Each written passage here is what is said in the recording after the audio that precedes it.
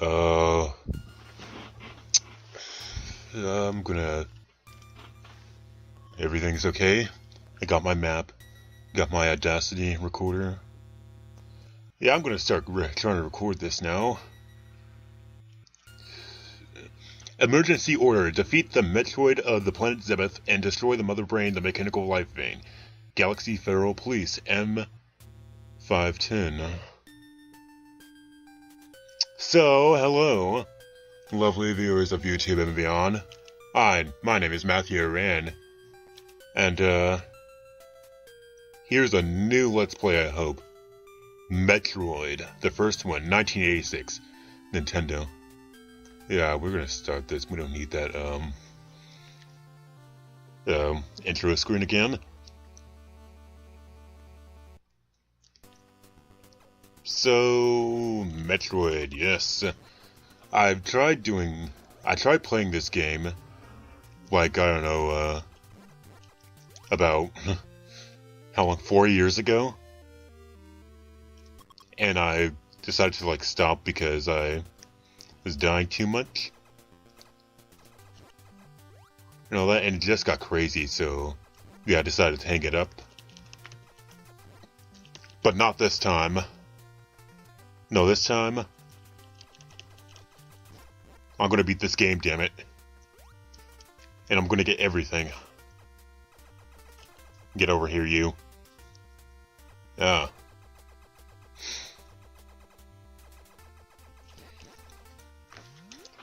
In between the time that I stopped that LP, and now, I have actually beaten this game. So, I have a little more experience, I guess. Okay. So hopefully, I know what it's like to beat this game. So, we went to the left there when we first started. We got an item called the Mari Mari. I'm not sure why it's called the Mari Mari in this game, but it's called the Morph Ball in other games. Basically lets you roll yourself into a ball and crawl under tight passages, such as the one I rolled through right now. Yeah, that's this is the basic formula of Metroid. You go around in a open-ended world like this, and you collect upgrades to help you access more and more areas of the world and such. Which is pretty cool. Metroid is one of my favorite video game series ever. And I especially can't wait to get to the other games like Metroid Prime and Metroid Prime Future, especially Metroid Prime 2. Oh, that's a great game. That's probably one of my favorite games ever. Like, ever. I'm not sure if it's like my top one or something, but it's pretty close. So, these health pickups, these glowing dots that you're seeing, their health, every time you collect one, you get 5 more health. Some enemies will drop health pickups that will drop 20, and later I think 30 too. So you want to collect those too, because for some reason, whenever you die or whenever you like start the game, whenever you like start from a checkpoint, you always start at 30 health, no matter how much maximum health you have. And it's really it's really a pain because then you have to build your health back up, and yeah, this is what I'm doing. I'm just killing every enemy in sight because I don't feel comfortable going off with like such low health like that. I mean, other games like Super Metroid, don't do you like that. In fact, Super Metroid starts you off with 99 health from the bat, but this game just gives you 30 every time. Yeah, this game is pretty. I wouldn't say like hard to beat, but I don't know. It just suffers from. I think it suffers from a lot of that, like archaic stuff that. Because, I mean, where do I even start, huh? You know, I already mentioned the fact that you start with 30 health every time you die, or every time you start the game up. There's no save feature. So you're gonna have to keep track of the passwords you receive. Or just leave the machine on or something. There's no map here, so and areas kind of start to look similar from one another. I mean, don't get me wrong. It might sound like I'm saying this is a bad game. No, this is not a bad game. This is a really great game.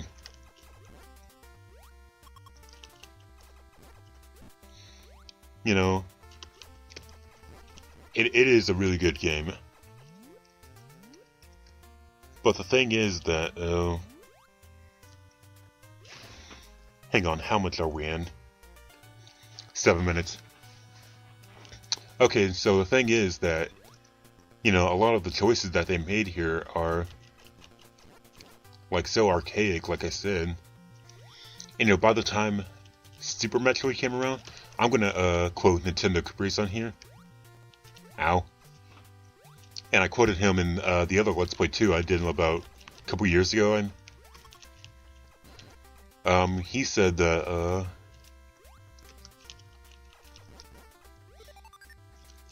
that by the time Super Metroid came around, like 8 years later, it did so many things right that it just kind of blew this game away. That's what he said.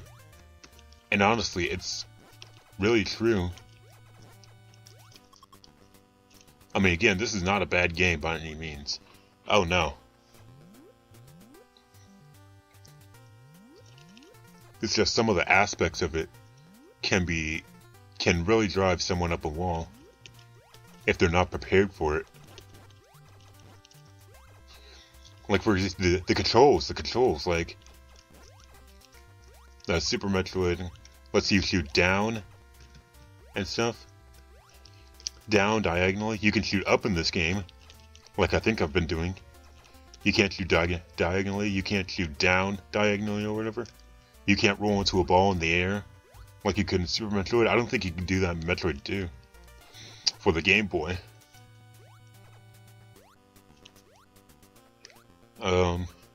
And there's just so many things. No. Okay, now it's time to explain missiles. Missiles are these little, first of all, you can select, which weapon you want to use. You press select to switch between your regular beam, which is green, and your missiles, which is this light bluish color. Missiles pack, a higher punch, but they're limited. See how I only have 3 left? Yeah. I have a maximum of 5. Right now, each missile tank in this game gives you 5. So that first one I got, that's the only one I got, so 5 missiles. These guys take a lot more hits. You can refill your missile stock by killing enemies, like I'm doing now, but they don't seem to be dropping missiles. They seem to be giving me health. There you go. So, see these red doors right here? Well, first of all, I was opening the blue doors by shooting my beam onto it, but here, the red doors, you can't open with a beam. The doors also change colors depending which weapon you choose, which is really strange and cool at the same time. I don't know. And here we have another upgrade. This is the long beam. Yeah. So before the your regular beam weapon would just stop right in front of you. Now it just goes all the way across the screen. So that's awesome. Pretty much every other Metroid game gave you this from the start, except for Zero Mission, because that's a remake of this game. Fill up my missiles here again.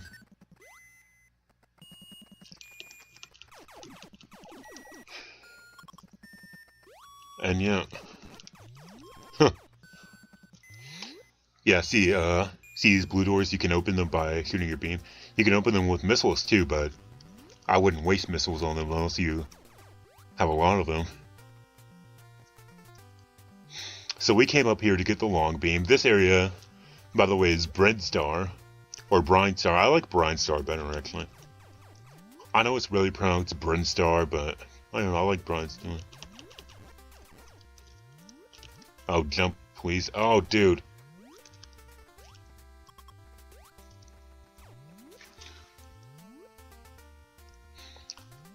We are Brinstar. We just went back to that first shaft for the long beam. And now we're back in the second shaft, and we're gonna go in this corridor-looking room.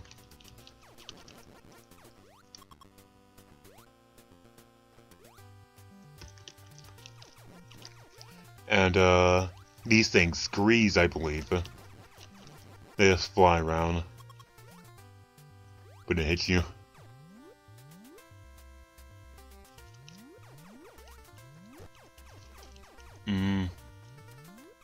Oh no, don't, I'm glad that a guy didn't fly in the door with me. Because there's a... I don't want to, like, call it a glitch. Because it's not something that, like, happens unintentionally or something. But sometimes, when an enemy is right next to you, when you're going into a door, and that enemy, like, walks in the door with you, that enemy can, like, be in there with you during the door animation, and it'll keep hurting you while the door is animated. While it's going like this, like, yeah, the enemy can keep hurting you while that's going on. And it's really annoying when that happens, because you can do nothing about it. See, that's one of the things that makes this game... I don't know. Ooh, missiles. Okay, so we have 5 missiles again. We're gonna need 5 missiles by the time we get to the next. But yeah, that's one of the things that makes this game so... ooh. But here we go, an energy tank, yeah. These things increase your life by 100 points. I love these things. I love it when I collect these things. So now you see that blue square. It might say I have, well, 180, 181, 78. It might say I have 78 energy, but now, since I have an energy tank, I picked up an energy tank, I really have 178 energy, which is kick-ass. So you can take a lot more hits when you pick those things up. We're going to go up here to pick up another really useful power-up.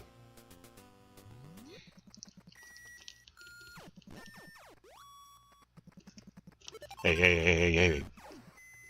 I forgot what these things are called. These jumping enemies. These fly-looking enemies.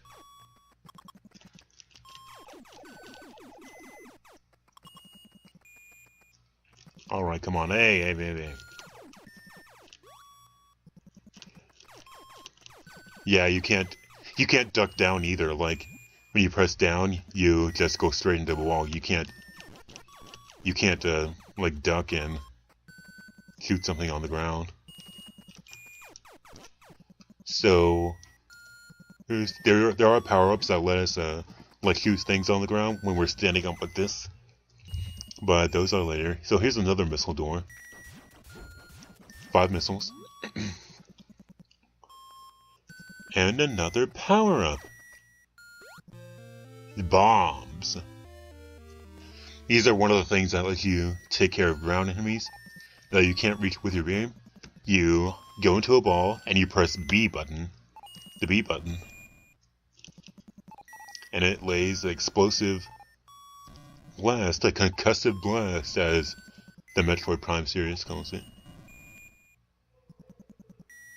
Sometimes you can, like, reveal secret passive. Oh, here we go. Yeah, like that. I love doing that. Hey, pick up the missile now. You're gonna need that in a minute here.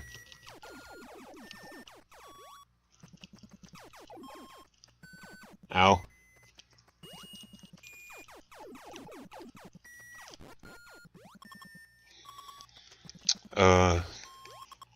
Yeah, these are one of the things that, can help you take care of ground enemies. Like, here we go. Yeah, like that. You couldn't really see it because of the bush in the way, but... Okay. I would like more missiles, please. Thank you. Thank you for your contribution, sir. Oops. Haha! We're back up to 5 missiles.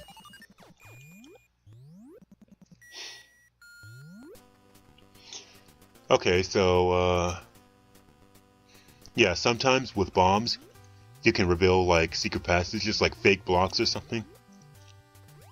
You can destroy blocks to reveal secret passages.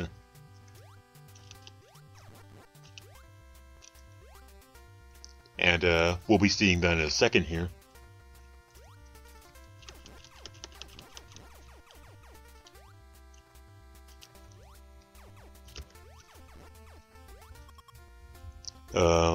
Jump. Try not to fall in that acid or else, you'll take damage. If you do fall in the acid, just wait until you, like, because if you try to, like, jump repeatedly, oh no! Oh, see, that's what I mean. The enemy got stuck in the door with me and, oh my goodness, that's annoying. So I ended up taking some unnecessary damage there, okay. See, that right there is what I meant by destroying blocks to find secret areas. It's cool.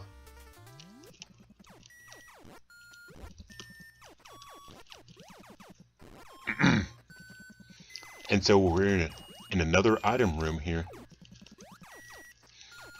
That's where they're usually called. Thanks to this music. Stay away. This item music.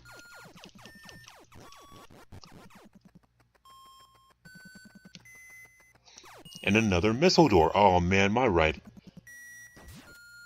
The right part of my right hand is now more the left part, whatever. Another power-up? Here we get the ice beam. This will be pretty... excuse me, this will be pretty useful in some areas.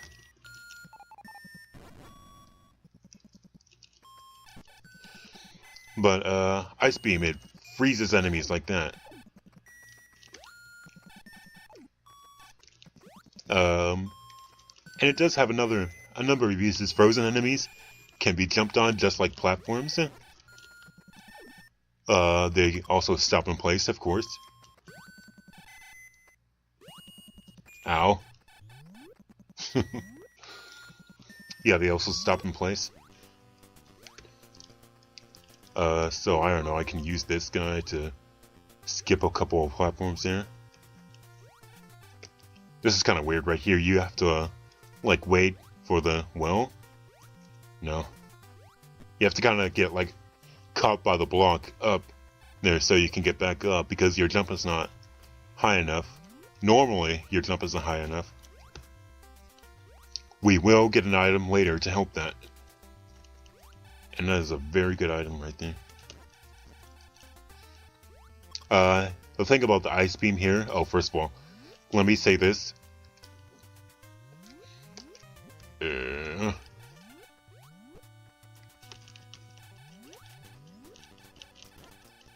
there we go. There is a, destroyable block right here. Yeah, right there. But do not go down there. There is like a really, really tall shaft down there that is really hard to get back up. And there's not even any, there's no missile packs down there, no energy tanks, no nothing. So, don't bother. Now the ice beam can freeze enemies, but when you hit a frozen enemy with an ice beam, it unfreezes them, it thaws them out. And when they're thawed out, they take a hit. So they don't take their first hit until they're thawed out. So effectively, enemies take twice as long to kill.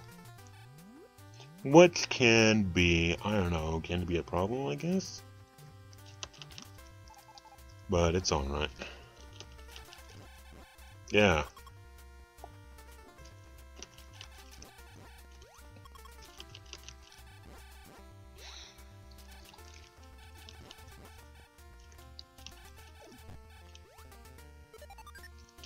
Oh.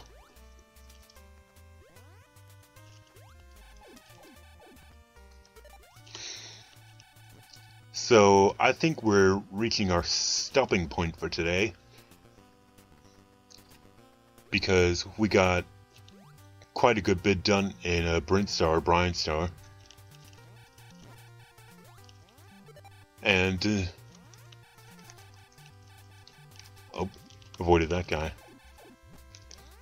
Sometimes what I just like to do with these guys is hit them until I drop a pickup like that, because until the pickup disappears, those guys coming out of the pipes won't respawn. Oh man, I'm down to below an energy tank. I'm going to have to fix that. So here we are at an elevator. What are we on? Oh, time. Oh, holy crap, 23 minutes. Okay, so we're gonna call it here. And, next part, we'll go down to Norfair. Yeah. So, hope you enjoyed this video. 23 minutes, jeez. And, thank you for watching. Next time, Norfair. Bye!